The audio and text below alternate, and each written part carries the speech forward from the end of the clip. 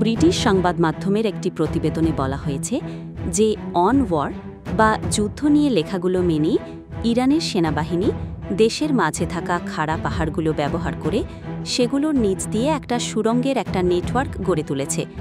এই ভূগর্ভস্থ স্থাপনাগুলোর নাম দেওয়া হয়েছে মিসাইল সিটি বা ক্ষেপণাস্ত্রের শহর। নানা আকার আর ক্ষমতার ক্ষেপণাস্ত্র মজুত করে রাখা হয় ওইসব সুড়ঙ্গ শহরে। তবে শুধু মজুদ নয়, বরং ক্ষেপণাস্ত্র তৈরি করাও সেখানে।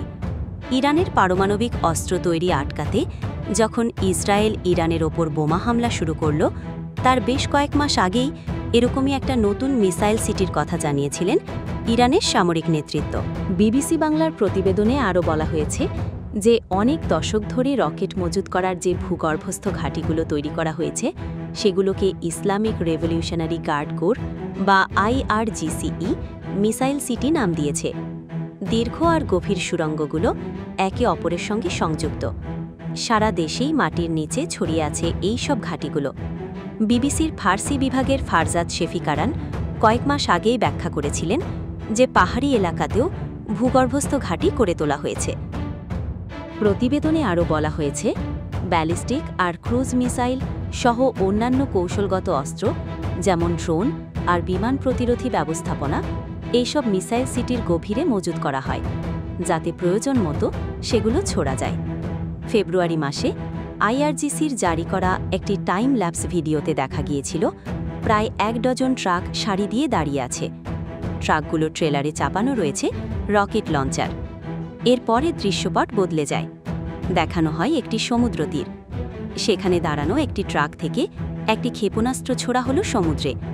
এমনই ছিল পরবর্তী ছবি। ইরানের সামরিক কমান্ডাররা স্পষ্টভাবেই বলেছেন যে মিসাইল সিটিগুলি শুধু রকেট মজুদ রাখার স্থাপনা নয়, এগুলোর কয়েকটিতে রকেট উৎপাদনও করা হয়। তবে এই সব মিসাইল সিটি ঠিক কোথায় অবস্থিত আর কতগুলোই বা এ ধরনের ভূগর্ভস্থ ঘাঁটি আছে সেই সংখ্যা জানা যায় না। তবে IRGCর বিমান বাহিনীর কমান্ডার জেনারেল আমির আলী হাজিজাদে সাম্প্রতিকতম মিসাইল সিটির তথ্য দেওয়ার সময়ে নিশ্চিত করেছিলেন যে এরকম বহু স্থাপনা আছে। আয়াতুল্লাহ শাসনের বিরুদ্ধে ইসরায়েলের বোমা হামলার গোড়ার দিকে যে কয়েকজন জ্যেষ্ঠ ইরানি সামরিক কমান্ডার নিহত হয়েছেন, আলী হাজিজাদে তাদের অন্যতম।